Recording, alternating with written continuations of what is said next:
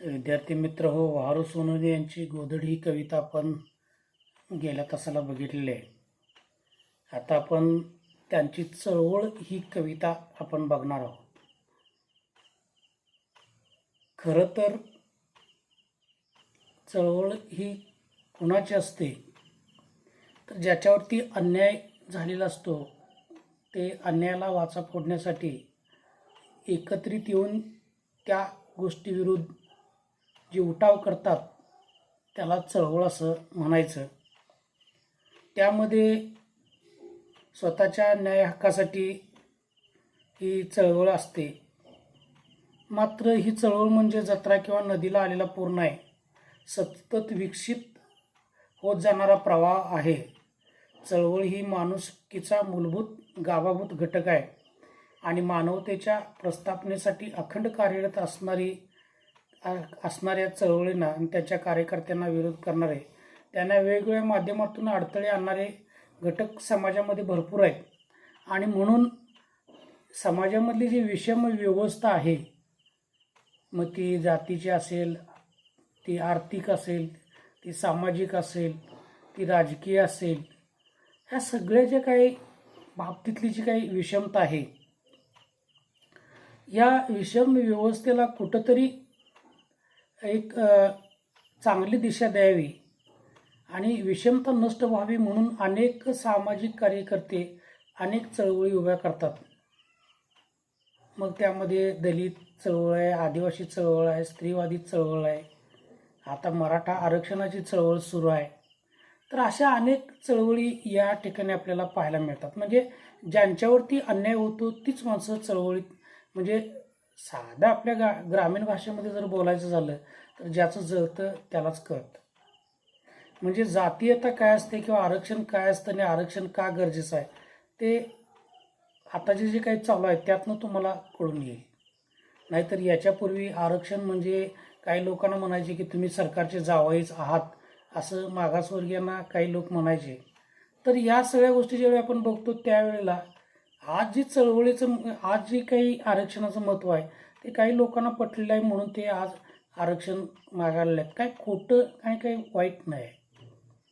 कारण समाज वाढला आणि वाढत्या समाजाबरोबर ज्या काही समस्या निर्माण झाल्या त्यामुळे ह्या चळवळी किंवा हे आरक्षण वगैरे जे आहे ती पाहिजे. चळवळ म्हणजे काही 2-5 दिवसांची जत्रा नव्हे, की नदीला आलेला पूर नव्हे.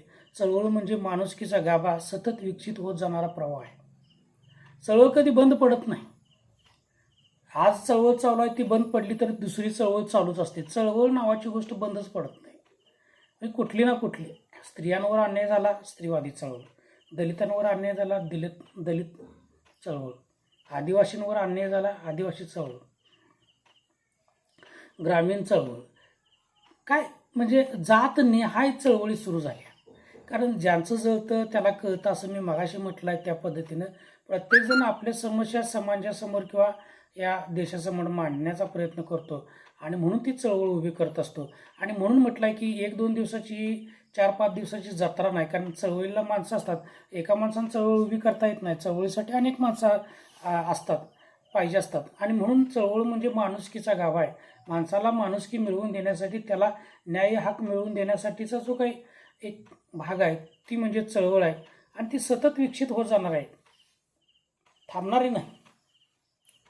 प्रवाह तो मातीच्या कणाकणातून पाझरतो, लहान मोठ्या झऱ्यांना जोडतो, सामावून घेतो. म्हणजे चळवळ काय करते की समाजातले जे काही अन्यायग्रस्त लोक आहेत ते लोकांना एकत्र करण्याचं काम करतं. म्हणजे काय होतं की छोट्या मोठ्या झऱ्यातून मोठी नदी किंवा ओढा तयार होतो. तसं चळवळ ही छोट्या छोट्या घटकांनीच तयार होते. ज्यांच्यावरती अन्याय होतो असे सगळे समाजातली माणसं, ज्याला आपण घटक म्हणूया, ते घटक एकत्र येतात आणि त्यातनं ती चळवळ उभी राहते.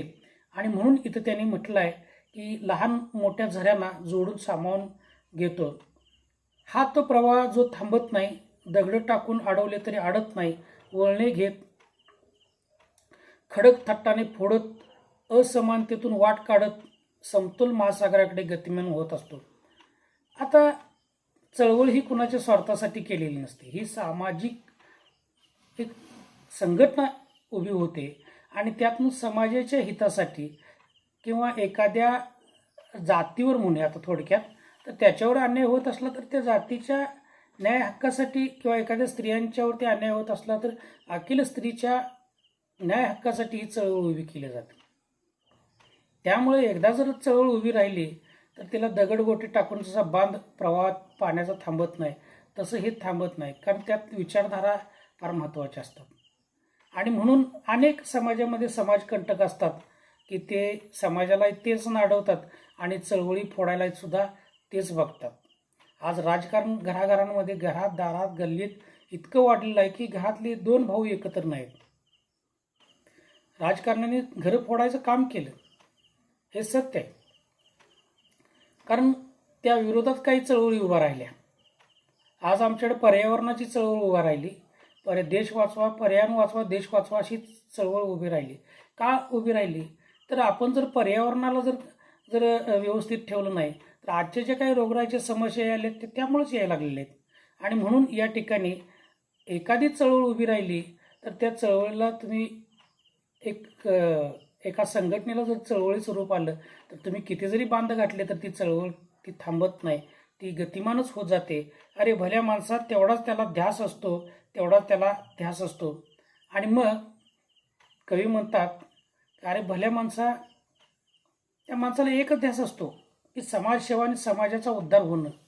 तो स्वतःच्या उद्धार आहे. आज आपण जे देशभक्त होऊन गेले ते स्वतःसाठी त्यांनी काहीच केलेलं नाही.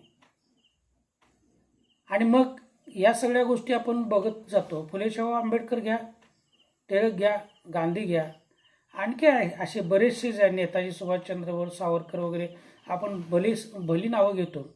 यांनी जे काही केलं ते देशासाठी केलं, स्वतःसाठी काही केलेलं नाही. त्यातले काही मग काही वेळेला काही त्यांच्यावरती बोल वगैरे या देशभक्तांवर लागले असतील, पण त्यांनी जे केलं ते देशासाठी केलं. आणि म्हणून या ठिकाणी चळवळ ही करणारा जो असतो किंवा चळवळ उभी राहते ती एका कोणाच्या स्वार्थासाठी नाही तर समाजाच्या भल्यासाठी, समाजातल्या अंधश्रद्धा, विषमता, गदारोळ जो समाजामधला घाण जे आहे ती घाण निघून जावी म्हणून हे सगळं केलं जातं. आणि म्हणून चळवळ नावाची एक गोष्ट आपल्या समाजामध्ये अशी आहे की ती अनेक लोकांना बांधली जाते. अनेक लोक एकत्र येतात, विचारमंथन करतात, समाजातले वाईट ज्या काही गोष्टी आहेत त्या घालवून टाकण्याचा प्रयत्न करतात. आणि मग त्याचे जे काही घटक जे आहेत ते मग वेगवेगळे आहेत. मगाशी मी सांगितले आदिवासी चळवळ, ग्रामीण चळवळ, दलित चळवळ, स्त्रीवादी चळवळ, नागर चळवळ, भरपूर चळवळ आहेत. जेवढी तुम्ही नावं घ्याल तेवढ्या चळवळी होतात. तर ती माणसं एकत्र येतात आणि जो समाजात निर्माण झालेला प्रश्न आहे तो काढून टाकण्याचा प्रयत्न करतात. अशा पद्धतीने ही एक चळवळ उभी झालेली आहे. आणि चळवळ म्हणजे काय हे यातनं आपल्याला मी तुम्हाला थोडक्यात सांगितलं आहे. तुम्ही अधिक तुमच्या पुस्तकातून ते समजून घ्यावं अशी मी इच्छा व्यक्त करतो. ठीक आहे.